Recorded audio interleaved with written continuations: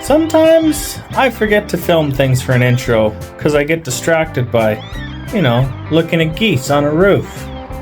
But on this episode of Heathen's Garage, you're going to see us measure a piston in a hole, tear apart an AOD transmission, and give you an update on some more parts we got for Project Cheap Street. I'm Ethan, this is Heathen's Garage. I don't think I can put it off for much longer if we're totally honest. We just gotta go to this transmission and start tearing down, Now, unlike the Turbo 400 rebuild scenario, we are not spending 10 parts in 7 weeks tearing this down and rebuilding it, because we don't have time for that. This thing has gotta go, within a few months, or a month, or less, or soon. I'd like this to be done soon. So instead, we're gonna throw on a bit of time lapse. I'm gonna strap you guys right to my forehead, and we'll do it the fast way. Also, today is Streetcar Bragging Rights, and I gotta listen in to my good buddy Rich Guido, because he's there.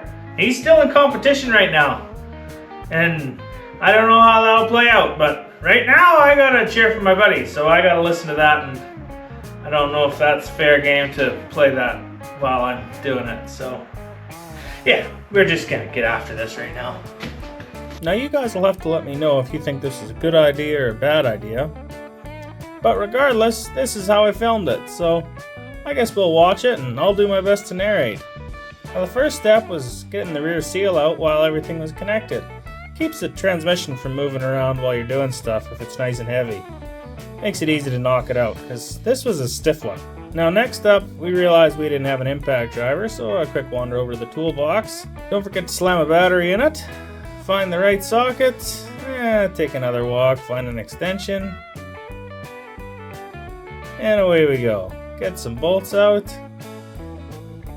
Now give it a quick roll over. You'll see that the trans mount was in the way, so that's a socket change and pull the trans mount.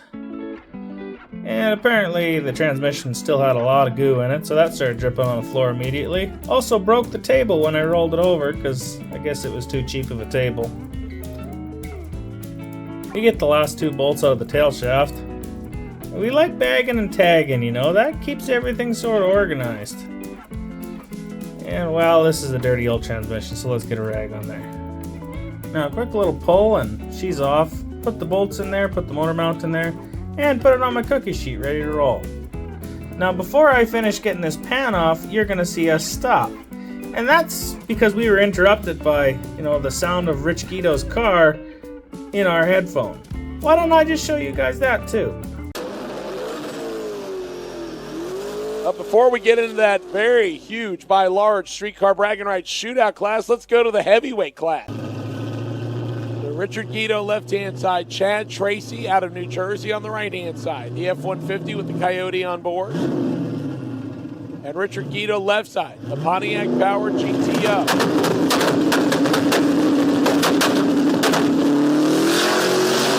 Let's leave the starting line and Guido. A nice launch at the 6 speed, and he will get to that finish line first. He'll go 899 at 155 in the GTO. Truck goes 1052 at 135. Decent effort by Richard Guido. After having the luxury of watching that live on Freedom Plus, we then were able to continue with our transmission. Now we're getting some pan bolts out, obviously.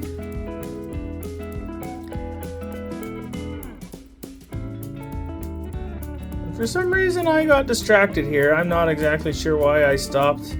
Decided I needed to take the governor off in the middle of removing the transmission pan, but whatever, I guess that's what I roll sometimes. Now don't forget to label that, and if you're doing that, there's a little ball. Don't lose it, it acts sort of like a Woodruff key. Also, there's a pin that holds the parking pawl in. I removed it. Could have left it in, definitely, but whatever, I removed it. It's out now. Back to the pan. And wiping my hands off, because, well, they're dirty a lot. Oh no, different distraction altogether. At this point in time I realized how much oil was pooling on the inside of my table, so I drilled a hole in it to let the oil drain out.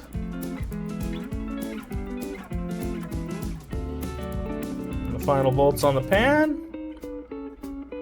and out she comes. Now it is filthy in there, but I believe I showed you that already when we had it out while it was still in the car. Now, if we're honest, we've sort of at this point in time realized we didn't know what we were doing, so we just carried on without looking at the book or instructions. There's a filter, it's out.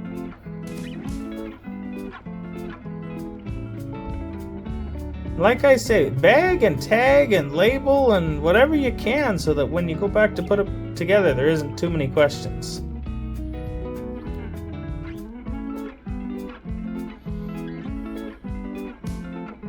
At this point in time, I elected to pull all the shift linkage stuff off. And yeah, that goes with the parking pawl. I decided to move those bags around because it made more sense to put the parking pawl with the shift linkage stuff to me.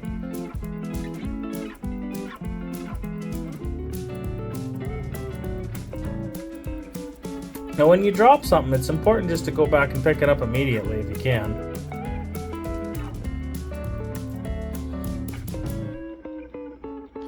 The shift linkage was a little bit of a fight, but it's not the end of the world. It's not too hard to get out. You need a couple wrenches and you need a way to hold it from moving around on you, that's all. After that, it's not too difficult. Now you'll notice I grabbed the wrong size about 4 times, but that's just, the nature of who I am as a person.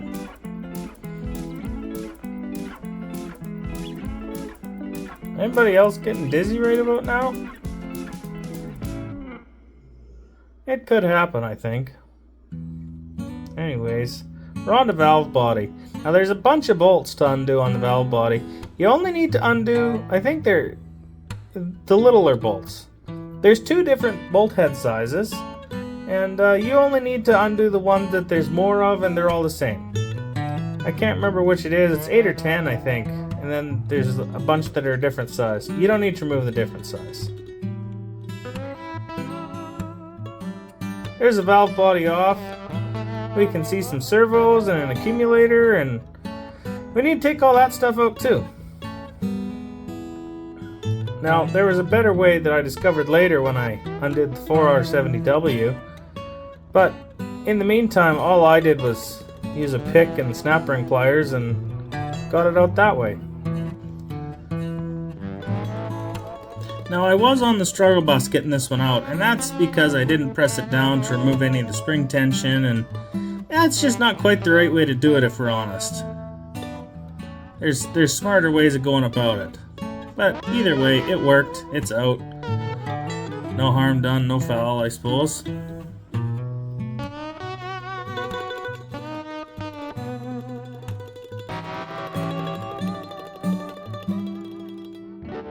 Now we move on to this one. It's just the other band. Same deal. Pull the pin out, pull the stuff out. It was really dirty inside of this one. And I suppose the guy shouldn't be too surprised, but that's the way she is. It's a dirty old transmission, so what do you expect, really? Now you'll notice me doing a very light cleaning on all these parts.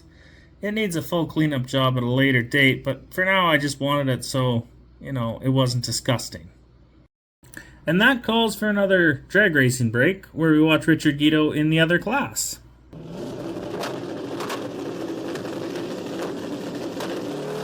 First pair, Clint Briddick's right-hand side. Richard Guido, the Canadian Chuck Norris band. He is in complete control, but needs to stay slower than 8:57, and he will do so. 8:73, getting out of the gas early at 148 miles an hour. That'll move the Pontiac Power GTO into round number 2. Richard Guido, your number 2 qualifier. He will move on. Again, that's streamed live on Freedom Plus. And I'm advertising Freedom Plus only so that I don't get in trouble for showing some Freedom Plus footage. Which, I don't know what the legalities of doing that are, so, if I'm doing the wrong thing, just let me know. Or better yet, just subscribe to Freedom Plus and you can watch it yourself there. We took a few seconds to just inspect the accumulator holes, those piston servo holes, see what we could see in there, make sure everything still moves.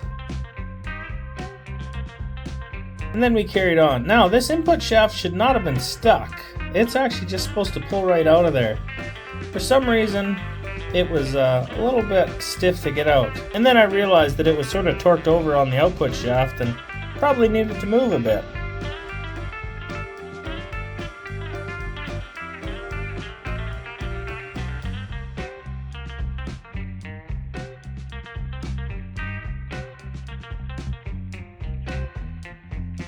At this point in time, we had to pull the pump, because as far as we knew, that was the next step in this.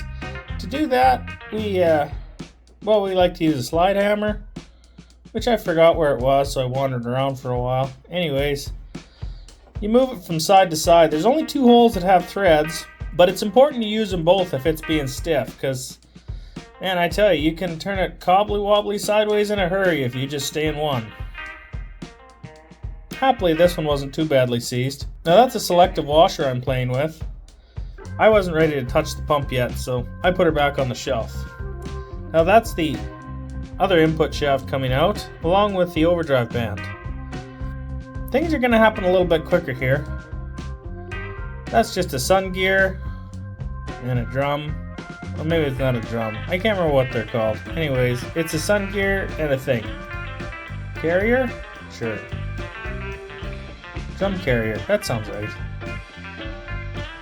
Now, the next thing under there is an anti-clunk. That's just a spring you gotta remove. After that, you've got a gear set to pull out.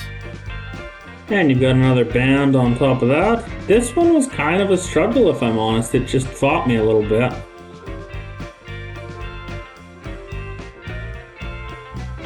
Now there's just one more snap ring to pull out.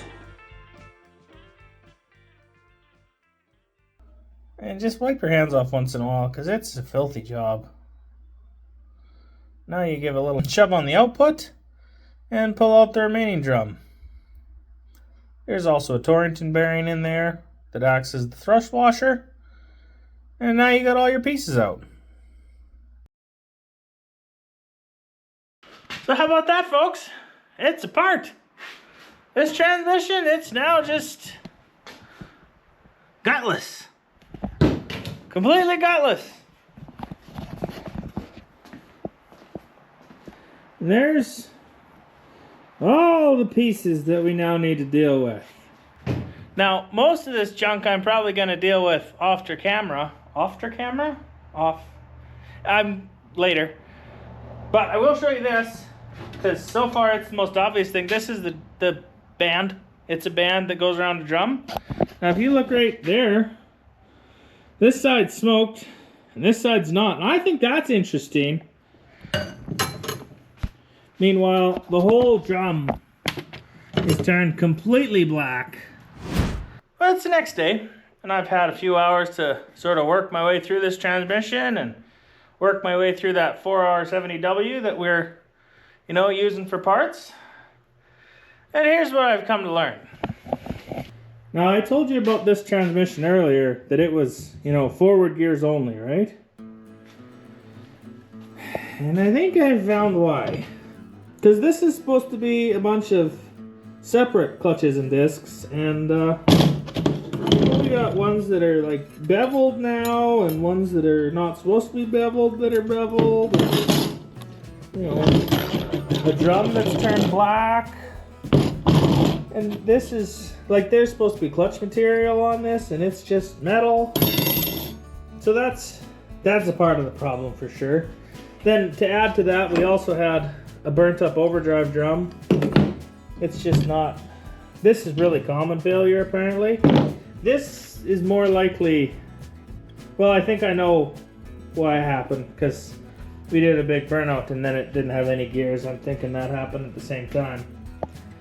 But the good news is, we're not using any of that stuff. Oh hey Elvis, what's going on, man?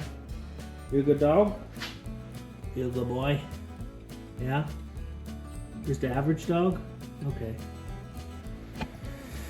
All this stuff is out of this transmission case, which is the, 4R70W.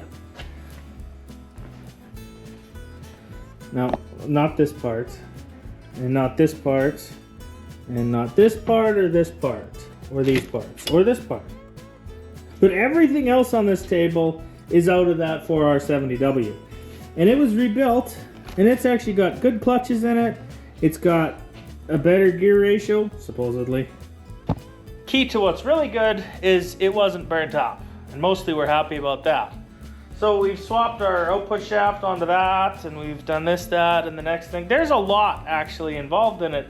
It's not complicated, but you gotta have your game face on to pay attention to what you're doing and, you know, get it right. But anyways, we've done all that.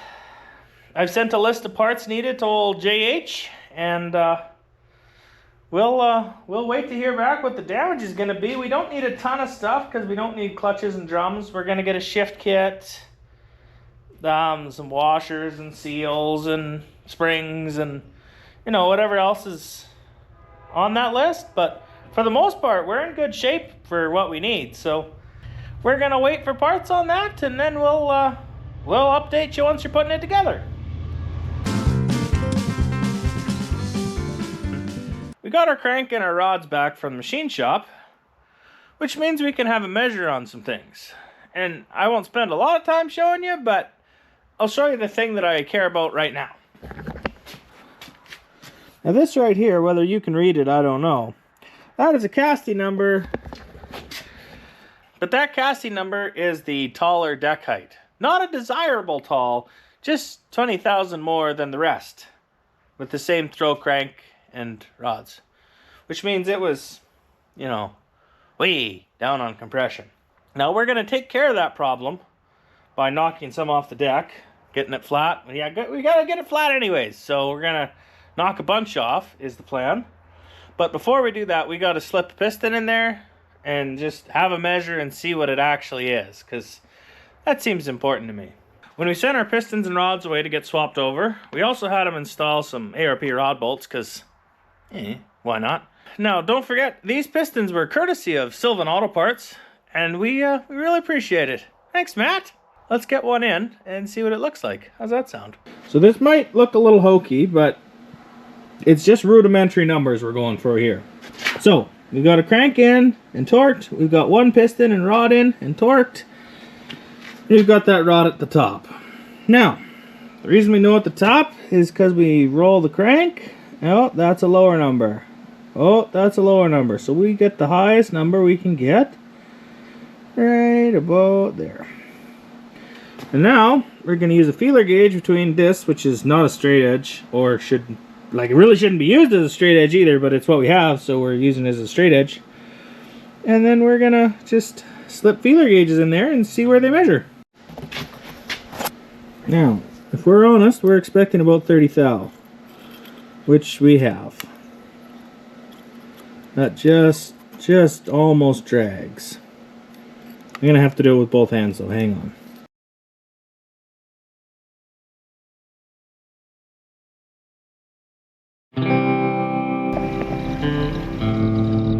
I realize this might be a strange transition right in the middle of talking about an engine block to go look at a motorhome, but it will make sense in a second, I promise.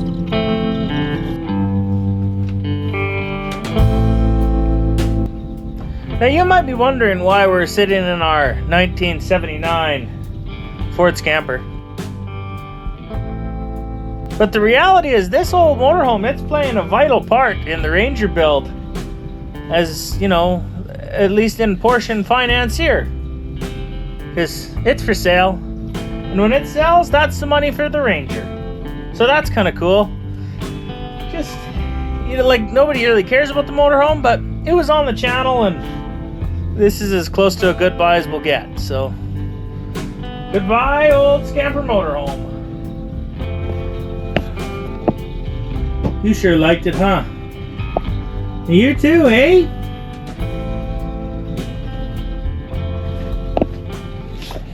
Now with the block gone off to the machine shop, us waiting for transmission parts, you might think we're at a standstill.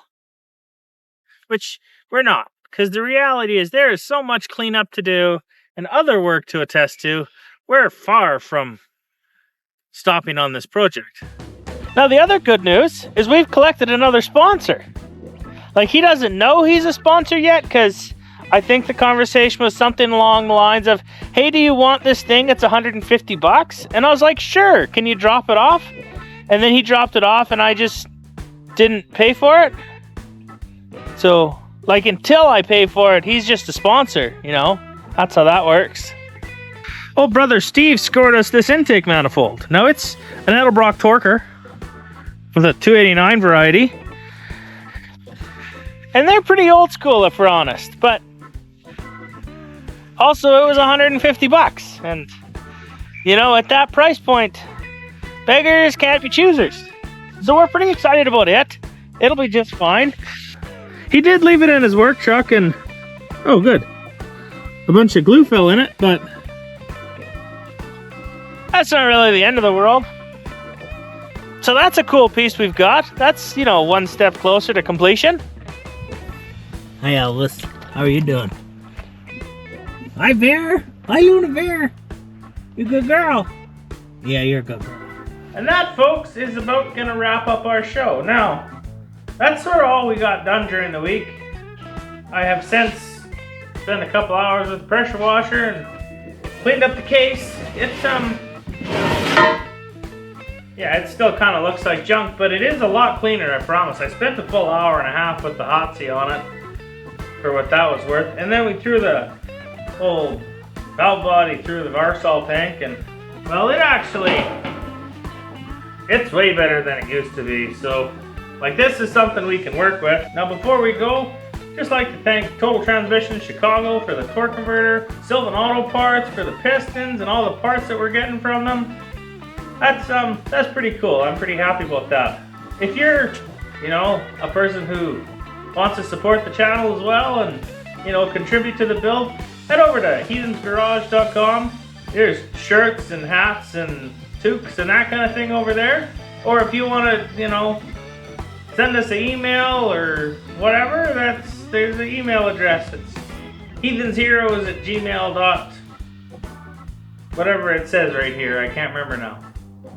Anyways, that'll be it for this episode. Appreciate you guys watching and subscribing. We'll see you next time. Bye. You want to come out, Elvis?